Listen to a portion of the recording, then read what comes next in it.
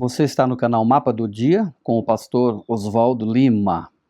Hoje é sábado, dia 29 de junho de 2024. A data de hoje é muito emblemática para mim, muito significativa, porque 29 de junho era o dia do aniversário do meu pai. Já perdi meu pai, já descansa no Senhor há um tempo e aguardo imensamente o dia em que Jesus voltará e meu pai ressuscitará. Muito bem, hoje nós vamos começar o estudo de uma nova etapa, um novo padrão, um novo modelo de estudo, através do guia de estudos da Escola Sabatina, da lição da Escola Sabatina, trimestre que começa agora em julho, e vai até setembro. Então nós temos aqui o Evangelho de Marcos, e nós temos uma lição extremamente importante, onde nós vamos compreender o conteúdo desse livro, quem foi o autor, o que ele queria dizer, o que ele queria mostrar. A gente sabe que o primeiro escritor do Novo Testamento, dos 4 evangelhos, foi Marcos. A lição vem trazer então o que ele fala a respeito de Jesus Cristo, embora que nós saibamos que Marcos não viveu com Cristo, ele vem na história depois de Cristo, mas ele conviveu com um dos homens mais influentes entre os 12 discípulos, que foi Pedro. Assim como Pedro viveu, experimentou Jesus, foi chamado por Jesus e teve aquela intimidade, aquela história com Jesus desde o mar da Galileia, desde o dia que Jesus o chamou: você não vai mais pescar peixes, você vai pescar homens. Daquele momento em diante, a vida de Pedro virou de cabeça para baixo. Ou melhor, deixou de estar de cabeça para baixo, e a vida de Pedro se tornou uma vida muito importante. Pedro se torna um admirador, um seguidor declarado, público de Jesus, teve seus altos e baixos, e quando Jesus vai para o céu, Pedro fica como um dos principais líderes indicados e apontado por Jesus para ser o precursor, o propagador, o anunciador do Evangelho da pessoa de Jesus Cristo. E Marcos, esse era um jovem, e ele foi chamado para trabalhar nas missões com o apóstolo Paulo. Não deu certo a princípio, ele recuou, voltou, e depois que ele reflete mais e deseja voltar, Paulo já não quer mais andar com João Marcos. E Pedro, então, o acolhe, Pedro o recebe, e foi talvez o momento mais marcante na vida de Marcos, porque ali ele aprende, ele ouve de Jesus, ele aprende sobre a história do Salvador, e Pedro vai dando os detalhes. E o Espírito Santo, claro, esteve por trás de toda essa história, de todo esse momento marcante, e inspirou Marcos a escrever a história narrada por Pedro. E ele escreve então o que a gente conhece como o Evangelho de Marcos, o primeiro dos 4 evangelhos. É um estudo extraordinário, A lição desse trimestre, Eu desafio você a estudar, a ler, a pesquisar, porque é um evangelho tremendo. Nada melhor, nada mais importante do que a gente ir lá na fonte, buscar na palavra do Senhor e aprender dos pés de Jesus.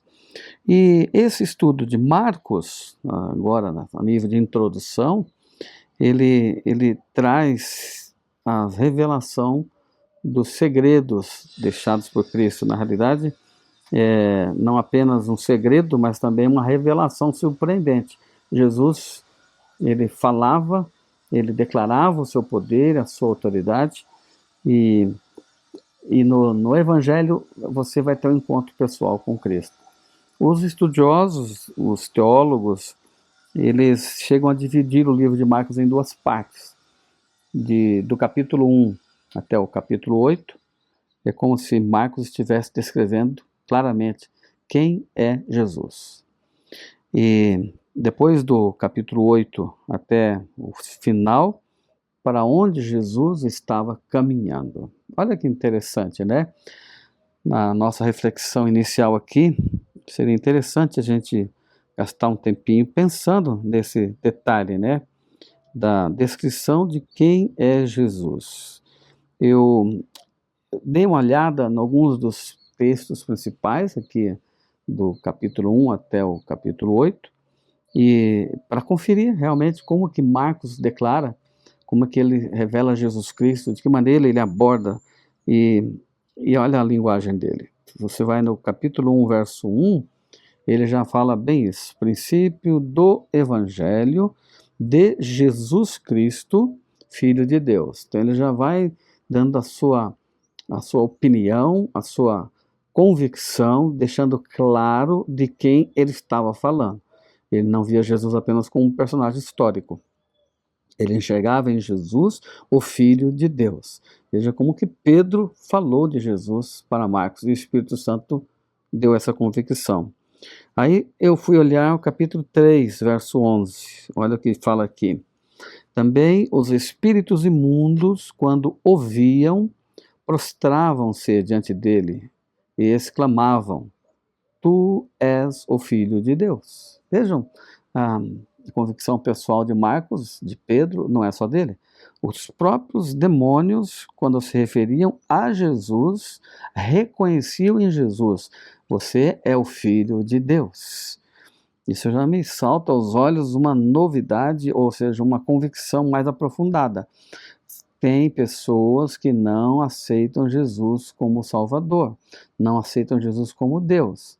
Mas olha, se até os próprios demônios enxergam Jesus como Deus, quem é você e quem sou eu para negar essa grande realidade?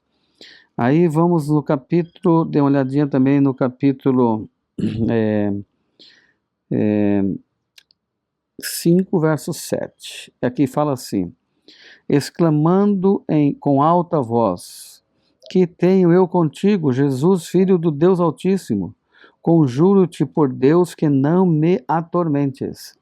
Novamente, uma referência aos demônios, reconhecendo Jesus como o Filho de Deus.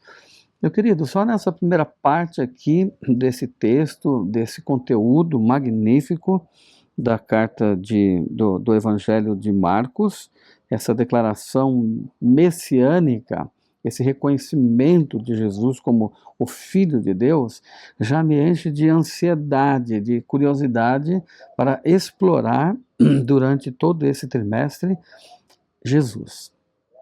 A princípio, quem ele era, e depois do capítulo 8 em diante, até o capítulo 16, para onde ele caminhava. Contrário ao pensamento dos próprios discípulos, que acreditavam que Jesus estava caminhando para a direção do trono dos judeus, eles queriam um libertador político e não espiritual nem religioso, e Jesus então ele caminha na direção contrária à expectativa dos discípulos. Muitas vezes nós queremos que as coisas aconteçam de um jeito, mas Jesus tem outros projetos, Jesus tem outros planos. Então, os planos de Jesus para nós não são na direção dos projetos humanos, das conquistas de poder, de prestígio, de recursos financeiros, de construção, de casas, de propriedades. O plano do Senhor Jesus para nós é um plano muito maior, é o reino dos céus. E Jesus se desvia do projeto e da proposta original dos discípulos. Você vai para o trono, você vai ser o rei dos judeus. Pelo contrário, Jesus caminha na outra direção. Ele vai para a cruz. E olha, isso foi arrebatador. Isso foi desconcertante, a tal ponto que quando ele caminhou para a cruz, de fato, ele profetizou, ele proferiu essa declaração: eu vou para a cruz, eu vou para Jerusalém, eu vou ser morto, crucificado e depois ressuscitar. Eles não acreditaram, os discípulos não acreditaram. E pasmem, nós muitas vezes também não acreditamos nas indicações do Senhor Jesus. E quando Jesus vai para a cruz, concretiza o projeto, eles fogem, eles abandonam Jesus. E eu quero desafiar você a nunca ir por esse caminho. Não despreze Jesus, não o abandone, não o rejeite. A lição vem trabalhar a ideia de que era necessário Jesus passar pela cruz, para que você e eu, um dia, possamos ter o trono, para que um dia você e eu estejamos no reino dos céus. Jesus precisou descer até nós. Ele veio até a terra. E aqui na terra, nesse lugar, no lugar que era meu, que era teu, Jesus Cristo passa pela cruz. E olha, não é fácil a gente compreender, a gente nunca vai compreender como Jesus conseguiu fazer isso.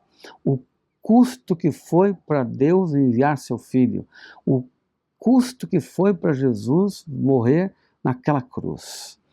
E eu me lembro aqui do texto de Marcos 8, 31.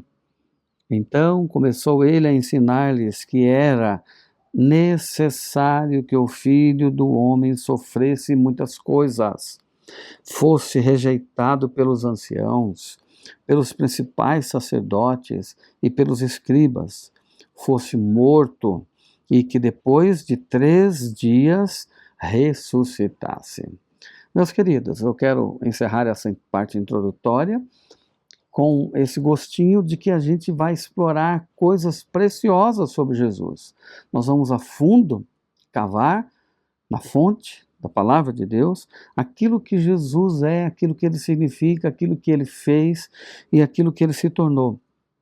E nós vamos passar junto com Jesus pelos momentos mais difíceis da vida dele, quando ele foi rejeitado, cuspido, desprezado pelos próprios líderes da igreja, os sacerdotes, os escribas, e até entregue por eles à morte, sendo morto naquela cruz. Então, eu desafio a você a estudar semanalmente, com cuidado, com muito carinho, esse Evangelho de Marcos, porque ele é muito profundo. E eu almejo que você tenha um encontro pessoal com Jesus. E para isso, eu quero iniciar essa primeira lição orando por você. Se você tiver pedidos de orações, deixe aí. A gente vai depois orar na nossa intimidade, na nossa casa. Mas que você possa ter um encontro pessoal com Jesus. Ele é tudo para a nossa vida. Jesus é a coisa mais importante. Feche seus olhos, eu vou orar nesse momento. Senhor, ao estudar sobre a pessoa de Jesus, nos inclinamos diante do Senhor, nos humilhamos, nós entendemos que sem Cristo nada somos. Precisamos desse Salvador, precisamos desse remédio que é o único capaz de nos dar a vida eterna. O Filho do Deus vivo, que se encarnou, viveu entre nós. Que esse estudo desse trimestre possa nos fazer muito bem, possa nos tornar pessoas melhores e mais dispostas a fazer um plano completo com Ele até a eternidade. Em nome de Jesus, amém. Eu sigo o mapa do dia. E você?